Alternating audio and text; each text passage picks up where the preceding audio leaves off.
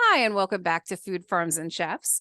I am very honored to have Amanda Newman, who is the owner and maker of Spotted Horse Provisions, on our show. Amanda, welcome. Thank you. Thank you so much. So, you have an interesting brand name, Spotted Horse Provisions. Is there a background to that, or, how did you come about choosing Spotted Horse Provisions? Sure, no problem. I am a lifelong horse person, and the business is named after my first horse, who was an Appaloosa. And for 15 years, from the time I was 21 to 36, I had a small business called Spotted Horse Designs, where I sold my jewelry and my photography. And I shuttered it when I became a full-time professor. And I really missed the creative outlet of a small business. So when I re-envisioned taking my culinary passions, I decided to relaunch using the same uh, name as well as the same logo, which I drew. I drew that horse at age 21. Oh, So now wow. I'm about to turn 50. So it felt very serendipitous that I had that history with that logo. Yeah, and I mean I Appaloozas are so pretty, by the way. The Thank fact that you. you were able, and they're high strong, like the fact that you were able to like manage such a energetic and strong-willed horse. Um I give you a lot of credit too, but obviously you also have history on a farm. So it makes sense that some of the goods that you have are obviously farm based. Mhm. But don't let me talk about it. I'm going Sure. to open up and ask you, like, so what is Spotted Horse Provisions? Sure, absolutely. It's an opportunity to do a few things. One is to connect people with their food ways, whether it be from the farm or their culture or their heritage food ways. I grew up in a farming community in central New Jersey, which does exist. Central Jersey is a thing. Um, from Central Jersey, where we shopped right at the farms adjacent to where I grew up. And that is how we ate. And if you got something seasonal, you preserved it so that you could enjoy it year round. So that was something that I wanted to bring from my own upbringing to Spotted Horse. The second aspect of Spotted Horse was taking a very somewhat unexpected cultural heritage blend that I come from my parentage, and use it to combine into really interesting and unique ingredients and pantry staples. So taking my Iraqi Sephardi heritage on one side and Welsh on the other, which both had, yes, that face is the face I often get at the booth. For our And listeners, I made a face of like, oh wow, that's a huge difference.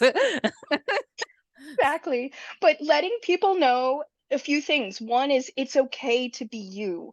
You know, everyone is a very unique constellation of backgrounds, and I feel like being able to celebrate that through food is something that we should all be given permission to. And I think sometimes we're bound by culinary traditions of one culture or another, and being invited to combine them is an exciting space and creative space. Yeah, I mean, I saw that you on your Instagram feed that you had a sauce that was a tomato za'atar sauce, and I was like, "Ooh, I want to taste that." Um, Yeah. so that makes so much more sense now. What the like, given that you just explained the background of it. Um, Mhm. but how did you learn? Because I feel like canning and jarring and whatnot, it takes a whole nother art form too. But I've read into it. I was interested in trying it. I have aunts and uncles who do it. Then I was like, Mhm. yeah, that's a lot of effort. So how did you actually get into that? Sure. So I'm a fourth generation canner. My great grandmother was a jam maker, and actually one of our anchor flavors of jam is a blueberry lavender jam. That is the recipe is about 110 years old. Oh wow. Um, yeah, so and it goes back to only ever using the Jersey blueberry, the Jersey blue. So come from a tradition of canning and preservation, but my production manager and co-owner in the business, Simon, also worked in a commissary kitchen where he did canning, and so he really assisted me in taking what were home canning processes and taking them to the commercial scale. So that was very, very instrumental in terms of the canning process. Hmm. But for the challenges that canning presents for the home person, believe it or not, even on the commercial scale, there are significant challenges as well. So I joke in the kitchen that jam making is not for the faint of heart. It really isn't. Because I mean, I've made like because I don't know the process well enough and I don't want to get anybody sick, Mhm, friends and family, because I wouldn't be doing this as sure. a like process for a larger scale. Hmm. I just, fall back on just, okay, I'll make a compote or something, simple, Hmm. which is easy. I'm sure you're well aware of how to do that as well. But, where you just macerate the fruit, sugar, a little bit of Hmm. lemon kind of, it's easy, for our listeners out there in case if you feel like doing it. Um, Yeah. but like you also kind of giving a nod to the fact that you're doing canning, and things are preserved contained within themselves. I know Hmm. that gives a nod to your heart, which is sustainability. So Yes. yeah. Yes, that's the other sort of aspect of it is the overarching message of Spotted Horse is sustainable practices from procurement to production to packaging. Like we really emphasize all three things and we try to be mindful. We recognize that we cannot, guarantee that something's 100% sustainably procured, but we make intentional and mindful efforts every step of the way in the chain of sort of management of the produce that goes into or the fruit that goes into every jar, so that we try to be as sustainable as possible. And it's also teaching individuals that canning is perhaps a little bit of a lost art form. I will say that the pandemic, as horrific and tragic as those times in our life was, actually sort of created an uptick in the Hmm. interest in canning, because people were home. They wanted to preserve what they could get when they got it. So I feel like canning and showing how diverse canning can actually be in creating pantry staples that you can use every single day is very much a strong message for Spotted Horse. It's like you can take these things that you enjoy that you get at the farmer's market and with a few simple steps turn them into something that you yourself have preserved for future use in your own kitchen. As much as I would love to say that I want to forever be your hookup for harissa pickled carrots, I would love to also build in an educational component where I'm teaching how to preserve your foods. I think that's an important step and a very health oriented step too. There's great health benefits to, we use an apple cider vinegar brine, and there's wonderful benefits to having apple cider vinegars and not, no artificial preservatives in your system. Yeah. And I'm gonna like sidebar for a second because Sure.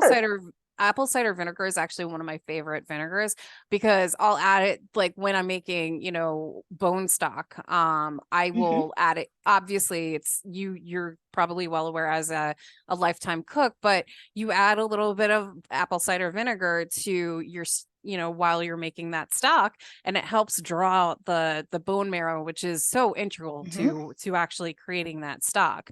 Yeah. But you can also, it's so universal, you can use it to like, add it into water and use it as a cleaning product. Like Hmm. and it has a much better smell.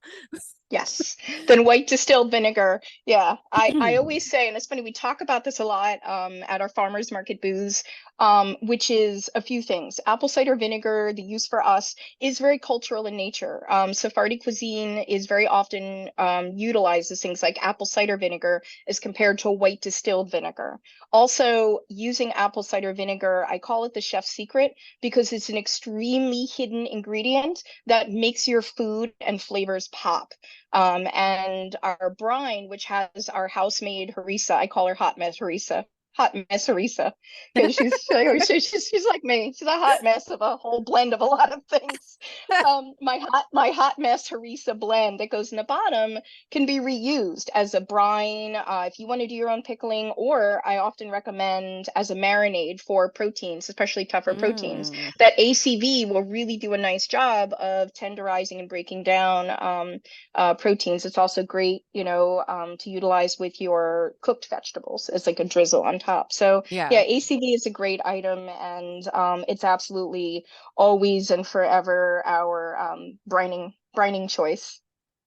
Of course. And let's throw back to also included in the fact that you're offering a delicious jarred options for everybody to delve into and taste and enjoy.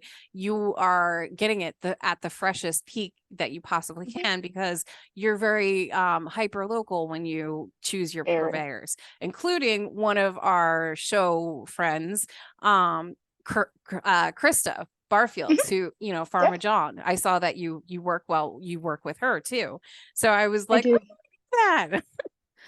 Yes. We've had some wonderful partnerships, and being able to celebrate local, like extremely hyper local produce has been very exciting for us, and something that, again, given my own upbringing and experiences, what I wanted to bring here. We've been able to bring in produce from Krista, from Farmer John. We just recently picked up produce from Germantown Kitchen Garden with Amanda, and also Urban Creators and Life Do Go Farm with Elizabeth. So it's really nice that literally I can pick up 70 pounds of heirloom green tomatoes grown in North Philadelphia, get them right into the kitchen, and turn them into our Frankenstein sauce, so that those tomatoes have a life other than what it might yield to us fresh. It obviously. Now take us through some of, because obviously you mentioned the blueberry lavender jam and the harissa carrots, I think you said.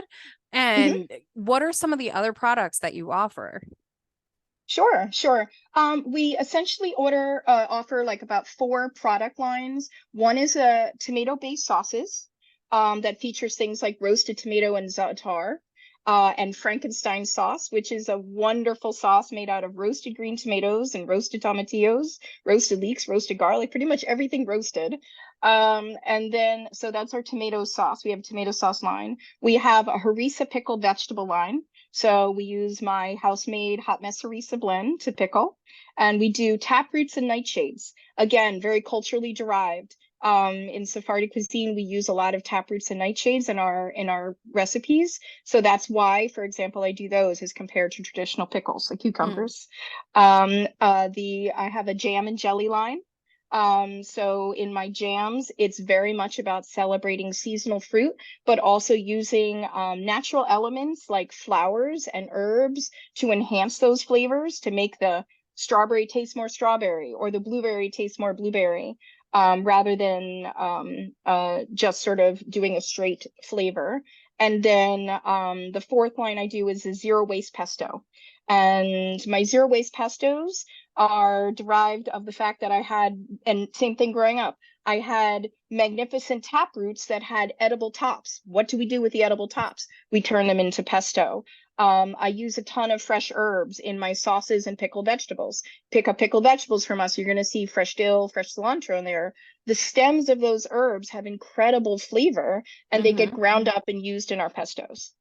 Which is, I saw on, again, throwing back to your Instagram post, I saw that you had a laundry list basically of different pestos that you make. And I was like, ooh.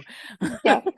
Nasturtium and cashew was the one we just released. People don't realize that, of course, you get those beautiful peppery orange flowers on your salads, but the leaves of the nasturtium plant, actually the entire nasturtium plant is edible, but we did a nasturtium and a cashew. And there are challenges around using certain ingredients like cashews and understanding the issues Not within that allergy. industry. Yeah. Yeah, and nut allergens, of course. But yeah, we do like nasturtium and cashew. I do ramp pistachio, fiddlehead walnut. So yeah, lots of fun stuff. Do you ever utilize the dandelion flower? Because I have to say, I had that for the first time and I was like, Ooh, I actually really like that. Yeah. Just in general, I love edible flowers because like a Mhm. lot of people will see it and they're afraid to like bite into it because it's a flower. But I'm Mhm. like, why are you so nervous? They wouldn't plate it if it wasn't edible. Yes, exactly. Well, you should have seen when we did our wild violet jelly. I made my grandmother's wild violet jelly, which is light lavender color. So individuals were like, "Do I want to eat something that's light lavender?" And I'm like, "Yes, because it's going to be." We create what's called a charcuterie series within my jams and jellies, and they come in 4-ounce jars, and they celebrate very specific flowers and liqueurs blended together. But I'm like, try the wild violet on some creamy and salty cheese, and you will no longer be afraid of purple foods. Now I want to try it.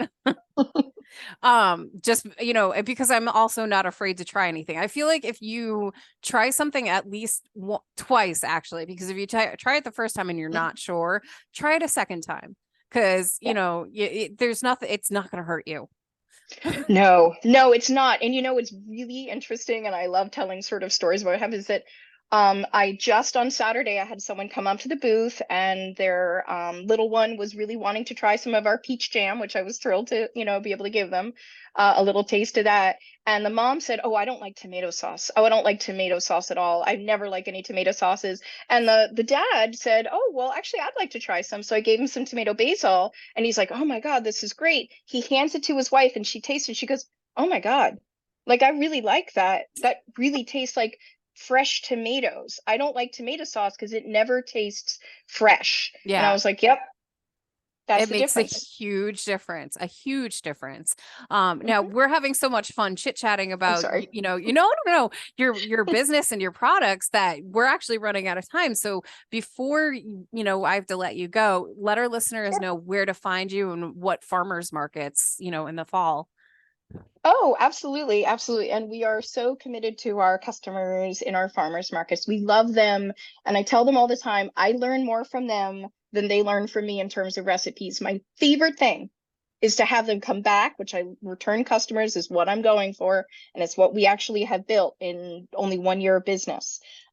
Is they tell me how they used it. So you can find us on a bi-weekly basis at Pretzel Park in Manayunk. And on alternative Saturdays, you can find us at the Germantown Farmers Market on Germantown Avenue, right in front of where the Historical Society is.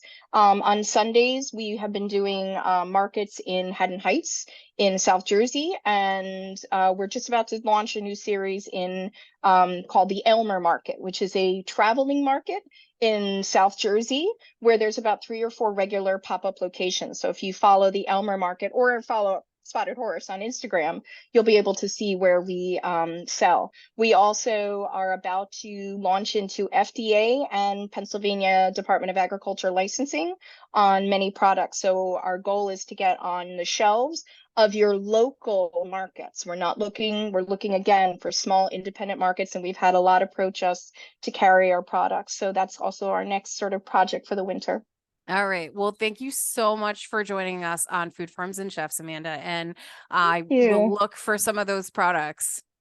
I appreciate it. Thank you so much for the opportunity, truly. No problem. And we'll be right back after this really short break. Hi, and welcome back to Food Froms and Chefs. And I am super excited to be able to introduce Matthew and Jon'll Boyd, who are the owners of Boyd Cru Winery. Welcome to the show. Thank you for having us. We Hello. sincerely appreciate it. Yes, thank you. So, I've watched a couple of your interviews, and I know that you're well versed in speaking in terminology that is and of wine and winos. Like I love wine, but I wouldn't say that I'm an aficionado. So, I will leave it to you to utilize all of the technical terms as you want. But let our listeners know, like, how did you guys get started in this business? Yeah, so I'll say I don't know if we'll use all the terminology either because we try to keep it, pretty pretty laid back as it relates to talking about wine. We don't want to scare anybody off. But how do we get started? So really it goes back like 15 years ago. when we first started talking about the idea of having our own winery, our own vineyard, actually. And it was just through our love of wine, really, just going to different wineries. We've really visited a lot of wineries from, of course, here in the DC, Maryland, Virginia market where we reside, but we also were traveling to Napa and Sonoma. We've gone to Morocco most recently. We've been up to the Finger Lakes area, and just really enjoying exploring different wines. And it was a joke with some of our friends, like, you guys are always at a wine at a winery. You should probably buy stock in wine in wineries. And so we were like, instead maybe we should just do it. but it was also a huge community builder for us. It just seems like every time we would be at a vineyard, we would either go with friends, and that would kind of become the centerpiece of our conversations, being out there at the vineyards, or we'd be celebrating a milestone. Like, we've celebrated graduations, birthdays, like, you name it. Even when we had our kids, we've got two boys, we still found it very easy. It was actually one of the best quote unquote date nights for us, or date days, I should say, is that we could go out to a vineyard and still have our kids with us, Yeah. and let them run around, or let them, play, and still be relaxed. Instead of, like, as new parents, sometimes when you go out, you feel a little tense because you're like, okay, I don't know if my kid's gonna be crying or acting up or like flailing around, and it's like, when you're at a vineyard, nobody cares. Yeah. Because So we're it was, drinking wine. well, that's part of it, right? And there's You're there's more usually relaxed. exactly. And there's usually music or something, going on. So Exactly. So, like, fast forward, we kind of just continue to do like research about the industry, because one of the things that we noticed, and probably I would say one of the things that kind of kept us at bay from really pulling the trigger, is that we just didn't see a lot of diversity in the industry. And it's one of those things, just like they say, when, representation really does matter, yeah. because when you don't see yourself in something, then you kind of question, well, is that for me? Or how would I even get into this? And so we kind of just continue to stay connected to it, but we're really kind of putting it off. And I think as we kind of got ushered into this little thing called the pandemic, That we all it, know and love. right, all of a sudden became our best friends, instead of our real best friends. Um, we, really, it gave us an opportunity to reevaluate a lot of things. For me specifically, at that time, I had owned my own event planning business for, like 13 years. And of course, because we couldn't gather, it Mm, just kind of came to a screeching halt. yeah. And so it definitely freed up, a little bit more time, but also piqued a little bit more curiosity. I think the same, for Matthew, we started talking about it a lot more. We saw the landscape kind of shifting in the industry. We Mm, started seeing a little bit more commitment to organizations who were advocating for bringing people of color into the industry, whether it be through education or opportunities.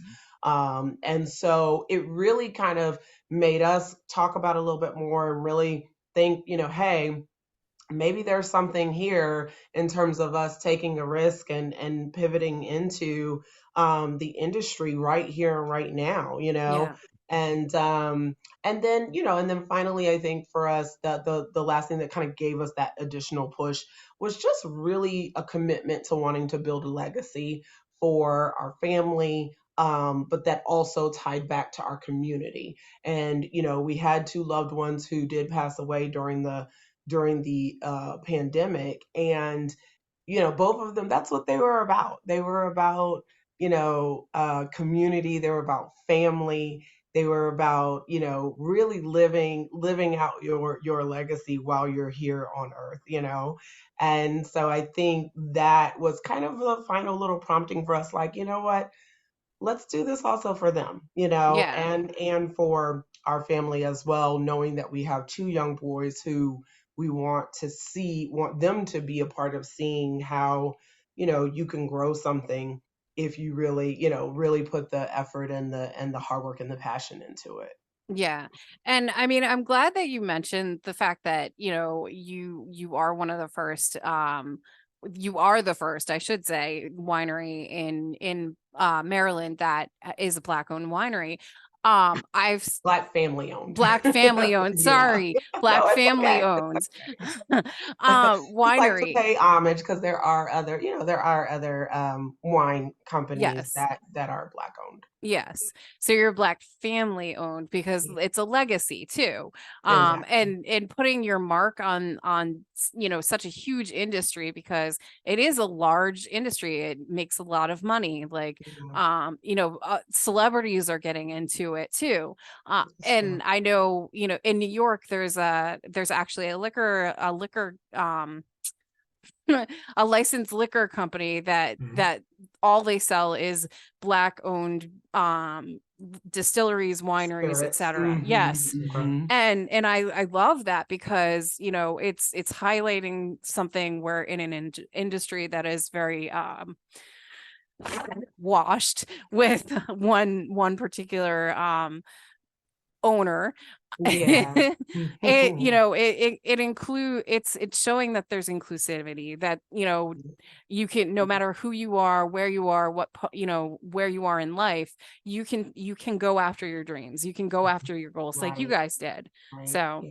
Yeah. And it's um also trying to shift that the economics of what hasn't been um very well dispersed, right? Like yes. the reality is that there are underrepresented and you know underrepresented demographics, right, who Mhm.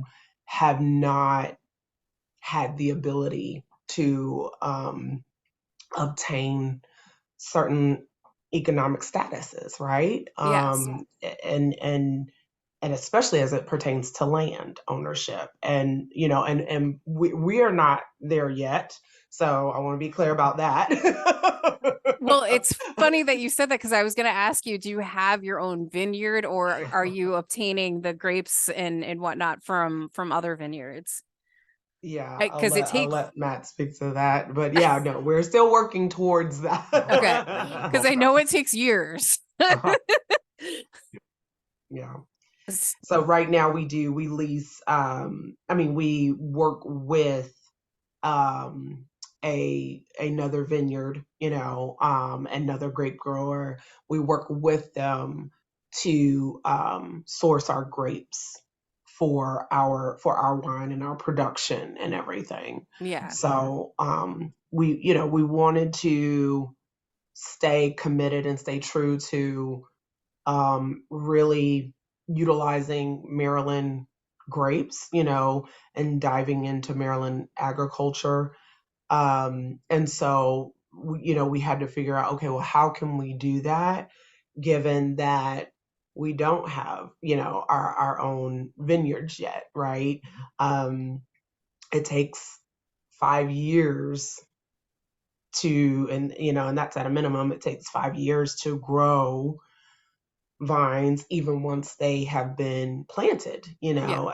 as seedlings. So Yeah, and it does take a very long time, and I give you guys a lot of accolades for the fact that you're delving into this, because Mhm. it's time consuming and arduous. So yeah. you have a long road ahead of you. Yes, this is by no means an overnight thing. Yeah, but let's uncork one thing, because I know certain people are more into like your reds, certain people are more into the whites. So what's your preferred palate? Like, Jon'elle, do you like the sweeter I dry? think you're gonna get a different answer from the Both both of of you. us. So what's your go-to when you choose your wine? So I mean, I really love.